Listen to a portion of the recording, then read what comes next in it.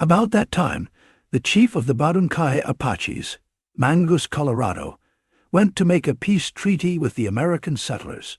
He took 3 warriors and decided to meet with U.S. military leaders at Fort McLean in New Mexico. He was promised blankets, flour, beef, and all manner of supplies in return for peace and living near the fort in Apache Tejo. Chief Mangus arrived under a flag of truce to meet with Brigadier General Joseph Rodman West, an officer of the California militia. Mangus Colorado deliberately walked into a trap set by Captain E.D. Sherlin and his company of volunteers, sending his warriors back to their camp and entering the enemy camp alone. As the old chief sat by the fire, Colonel J.R. West rode into camp and ordered 2 armed guards placed over the chief.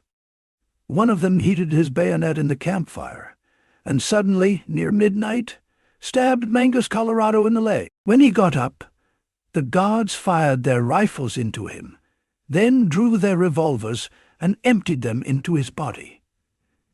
It was later learned that they were acting under the orders of West. Since they hadn't heard anything for several weeks, the band, low on supplies and arms, decided to retreat into the mountains near Apache Pass.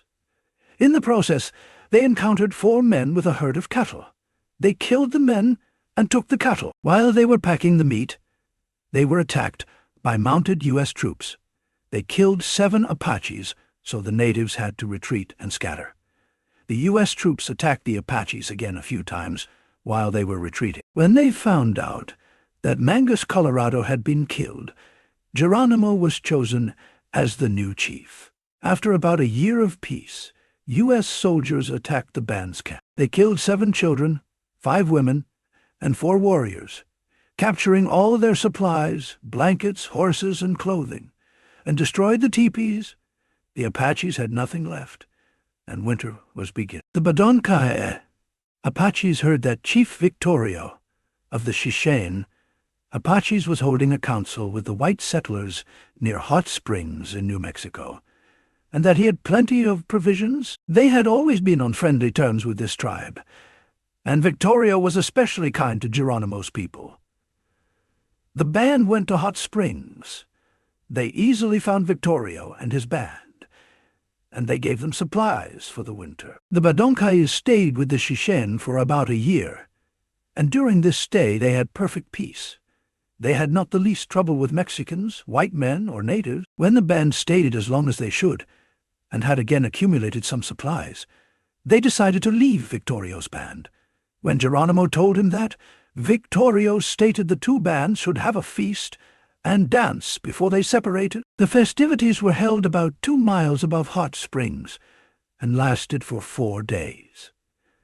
There were about 400 Apaches at this celebration. Geronimo later recalled in his autobiography that he doesn't think they ever spent a more pleasant time than upon this occasion. The 2 bands remained very close. After returning home in the fall of 1864, 20 warriors agreed to go with Geronimo on another raid into Mexico. They were all chosen men, well armed and equipped for battle. The Apaches provided for the safety of their families before starting raids. Their whole tribe would scatter and then reassemble at a camp about 40 or 50 miles from the former place. In this way, it would be hard for the Mexicans to trail them, and the warriors would know where to find their families when they returned. Moreover, if any hostile native tribe should see a large number of warriors leaving, they might attack the camp. But if they found no one, their raid would fail. Geronimo went south through the Chacon and Apache's range, entered Sonora, Mexico at a point directly south of Tombstone, Arizona, and went into hiding in the Sierra de Antunes Mountains. Then they attacked several settlements and acquired enough supplies to last another year. After 3 days, they attacked a mule train with 3 people on board. 1 was killed while 2 got away. As night was beginning to fall, they discovered the train was full of mezcal, so the whole group immediately started drinking. Geronimo also drank, but just a little bit. He didn't want to get drunk. After getting drunk, An inner fight started. Geronimo tried to stop it, but he was unable. After the Apaches got so drunk, they couldn't fight each other anymore. Geronimo threw out all the alcohol and put out the fires in the camp because he was expecting a counterattack. The Mexicans were nowhere to be seen all night, so the group started heading home. On the way up north, they seized some cattle. They came home, started a feast, and once again Geronimo and his men secured the goods for the survival of the winter. During 1865, Geronimo and 4 warriors raided deep into Mexico, eventually reaching the Gulf of California. Once again, raiding multiple settlements on the way, they secured plenty of supplies. When they came back northwest, they secured about 60 head of cattle and drove them home in Arizona. After another successful raid, a feast was made at the tribe home while the meat was packed and stored. In fall of the same year, Geronimo led 9 warriors on foot on a raid in the Sonora region. After looting a few villages, the group collected many horses and mules near the town of Arispe. Just when they thought they weren't being followed and began eating soup, Apache scouts came running, telling them there were Mexicans coming. A few moments later, Mexican troops opened fire from the hill. The Apaches scattered in all directions, and the troops recovered everything. After the return home, Geronimo had nothing to say, but he was anxious to carry on raiding. Early next summer in 1866, Geronimo took 30 mounted warriors and invaded Mexican territory. They collected all the horses, mules, and cattle they wanted, and drove them northward through Sonora back home into Arizona. The Mexicans saw the Apaches many times and in many places, but they did not attack them. On the other side during this raid, the Apaches had killed about 50 Mexicans. About 2 years after this, in 1868, Mexican troops rounded up all the horses and mules of the tribe not far from the Apache settlement. No raids had been made into Mexico that year, and the Apaches were not expecting any attack. They were all in camp, having just returned from hunting.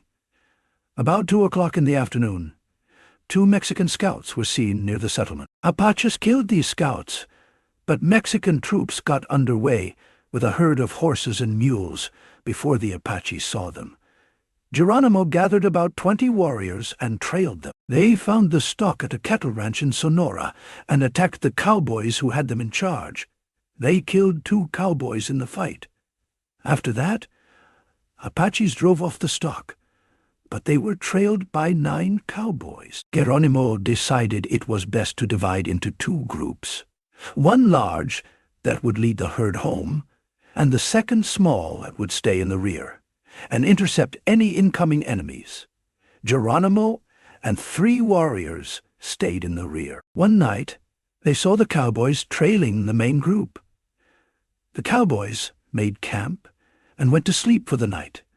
So Geronimo and his warriors snuck into their camp and stole their horses.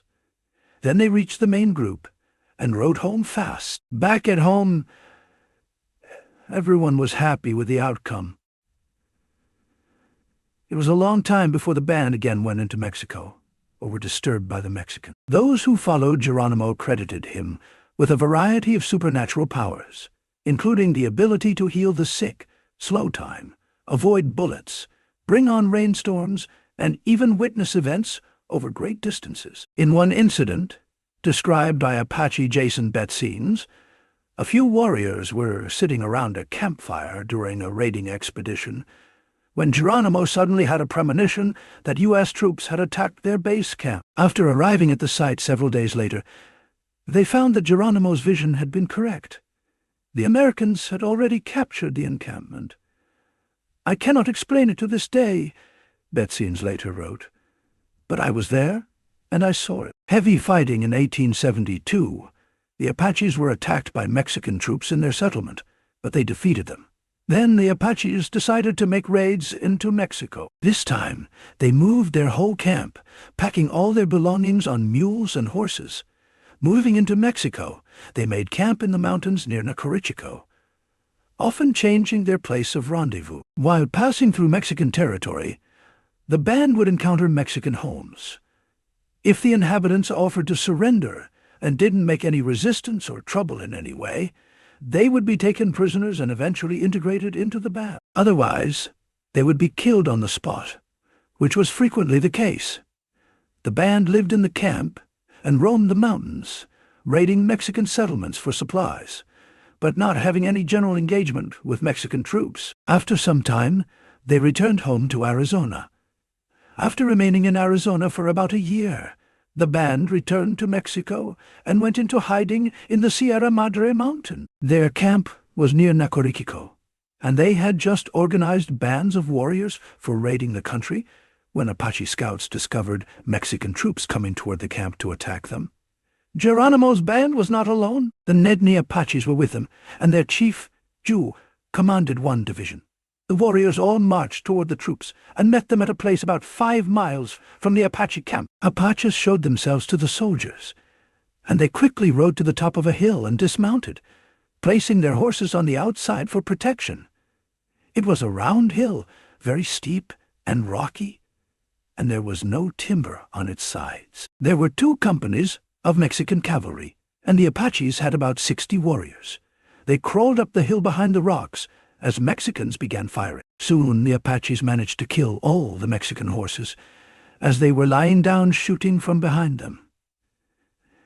At this point, the Apaches killed several Mexican soldiers, while suffering no losses yet. After a couple hours of fighting and being in a stalemate, Geronimo gave the sign, and Apaches swarmed the soldiers.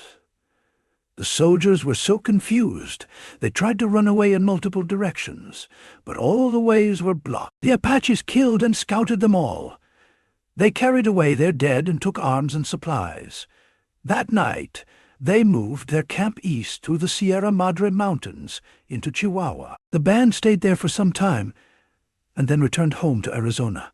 Almost every year, the Bedonkohe Apache would live sometime in Arizona and sometime in Old Mexico, where they would live with the Nedni Apaches. The leaders of the bands were close friends.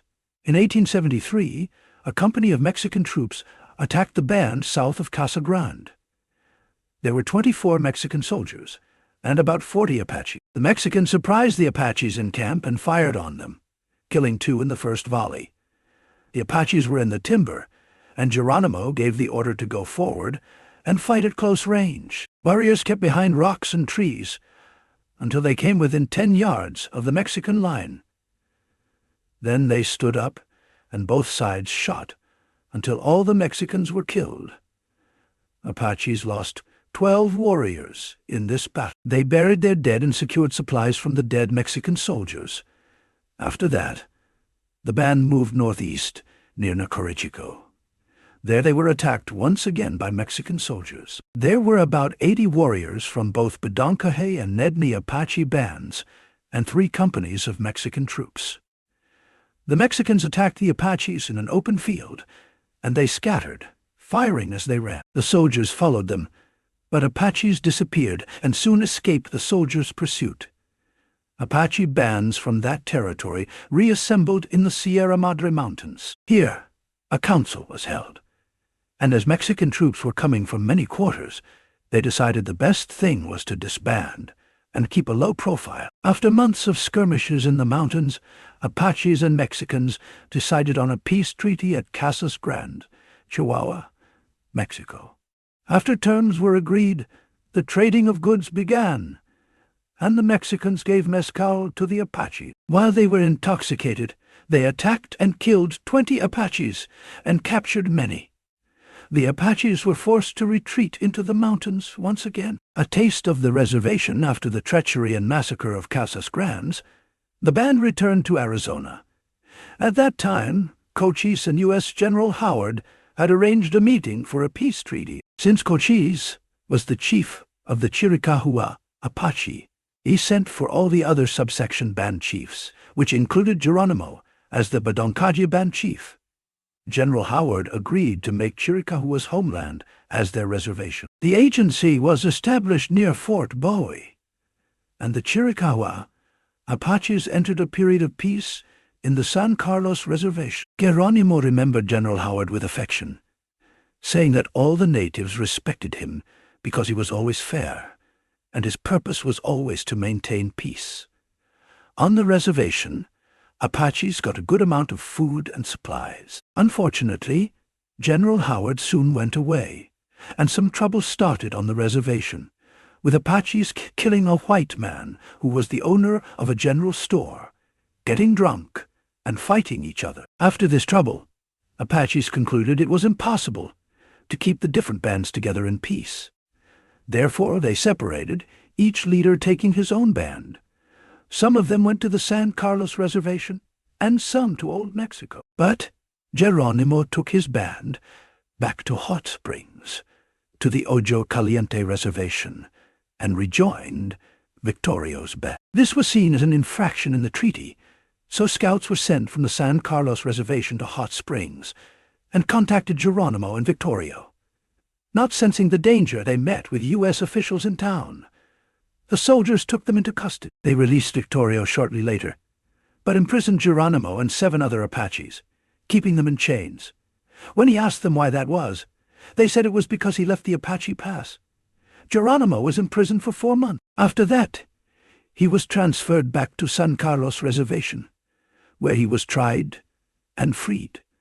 Geronimo and his band remained on the reservation for the next 2 years. They were not feeling secure, because the army was scouting and killing Apaches that were not on the reservation. In the summer of 1883, a rumor was going around that the officers were again planning to imprison Apache leaders. It was also said that authorities were planning on killing Geronimo. Geronimo's mightiest battle back at the San Carlos Reservation in 1883, spurred by Geronimo, hundreds of Apaches left the reservation and started traveling south. Many great warriors answered the call. They settled in the mountain ranges of Mexico, having skirmishes with the U.S. Army on the way. The Chiricahua Apaches hid caches of food and supplies across much of the southwest in Mexico. Geronimo trained young warriors.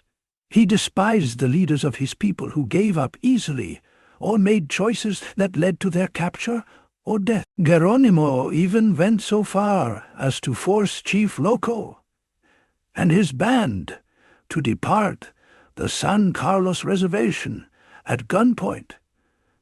The Chiricahua, at this point, numbered around 600. The U.S. Army was also chasing the Apaches, so Americans and Mexicans made a deal of freely crossing the border in order to defeat the natives. Geronimo's Pedoncages made camp near a risk. After a while, their scouts saw Mexican troops coming from multiple sides and U.S. troops coming from the north.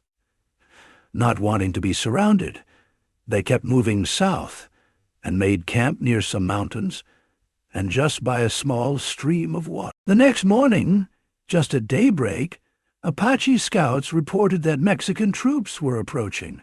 Within 5 minutes, the Mexicans began firing on Apaches. The Apaches took to the ditches made by the stream, keeping the women and children busy, digging these ditches deeper.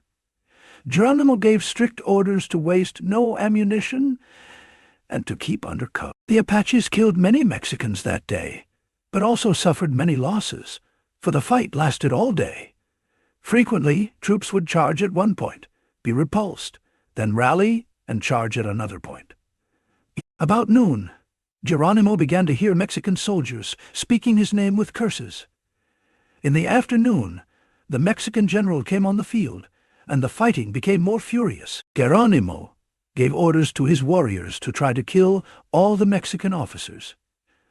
About 3 o'clock, the general called all the officers together at the right side of the field. The place where they assembled was not very far from the main stream, and the little ditch ran out close to where the officers stood. Cautiously, Geronimo crawled out of this ditch, very close to where the council was being held. The general was an old warrior.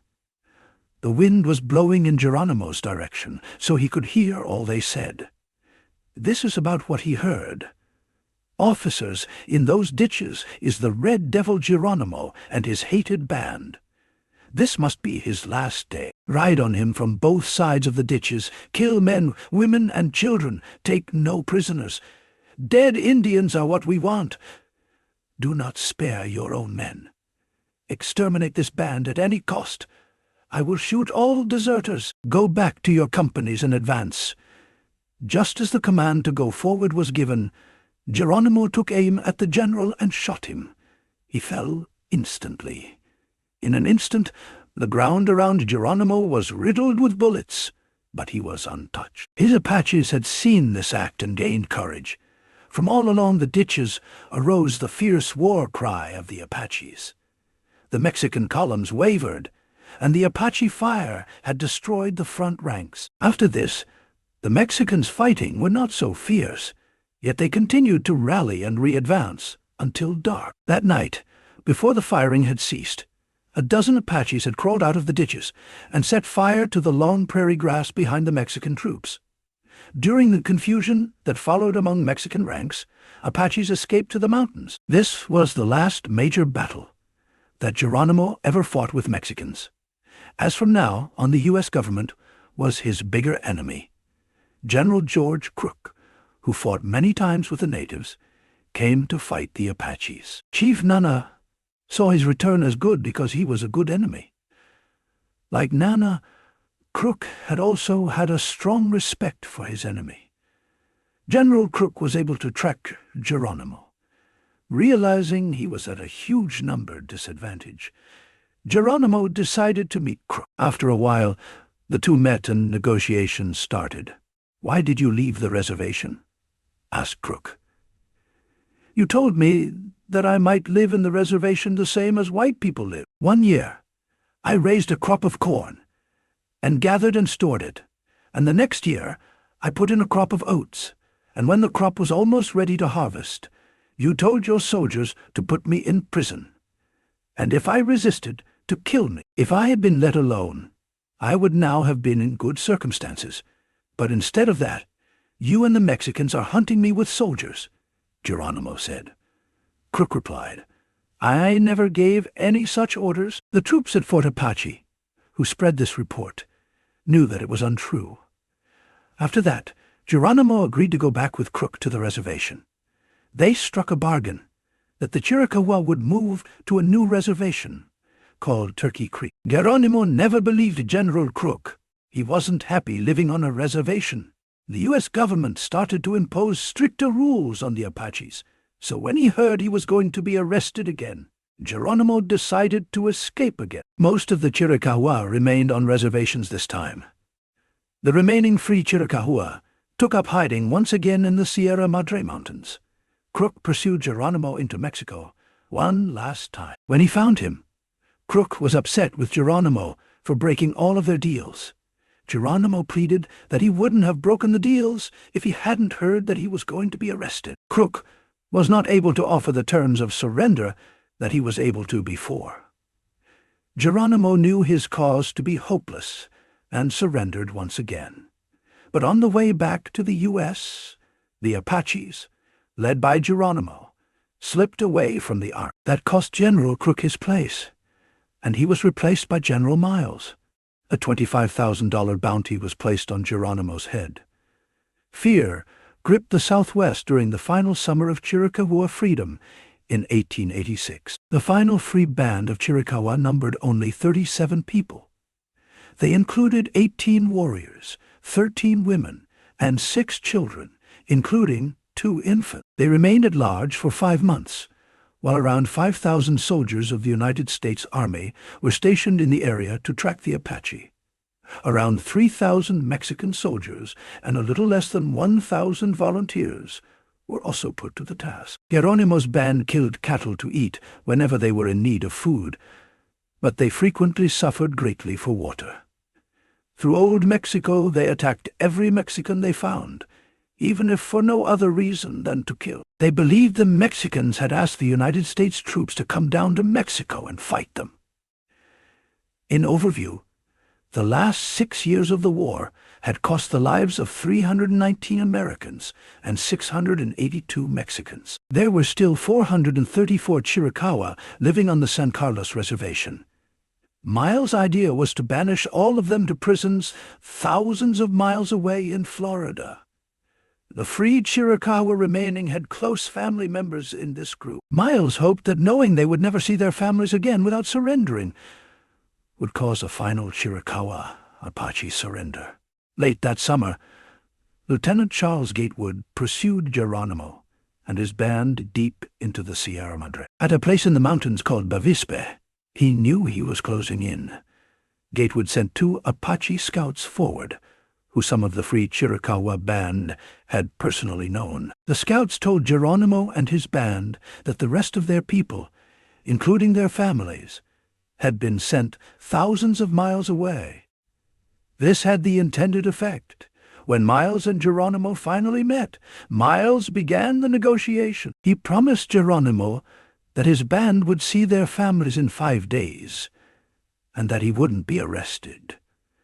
Geronimo accepted the treaty and surrendered for the last time, a prisoner of war unknown to the Chiricahua.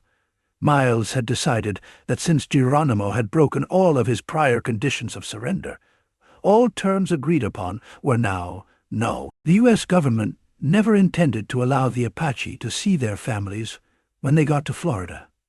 Geronimo and his band were taken to Fort Bowie, where Geronimo drank from Apache Spring one last time. It was at this site he had fought next to Chief Cochise 24 years prior at the Battle of Apache Pass. Geronimo was now 65 years old. He took his last steps on his native land and entered a train car, for the first time in his life, bound for Florida. The U.S. government had rid itself of the Apache problem once and for all. The first group of Chiricahua Apache who had been moved to Florida were suffering due to malaria.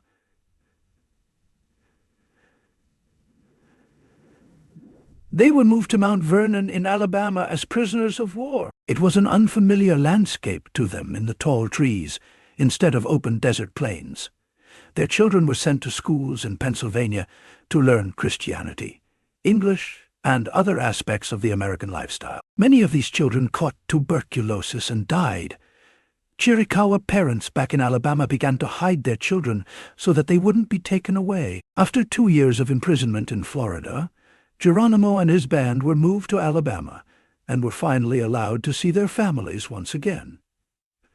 When the Chiricahua were moved to Oklahoma in 1894, there were 119 left. It was the first time in 8 years that they could once again hear the coyote howl and collect their prized mesquite beans.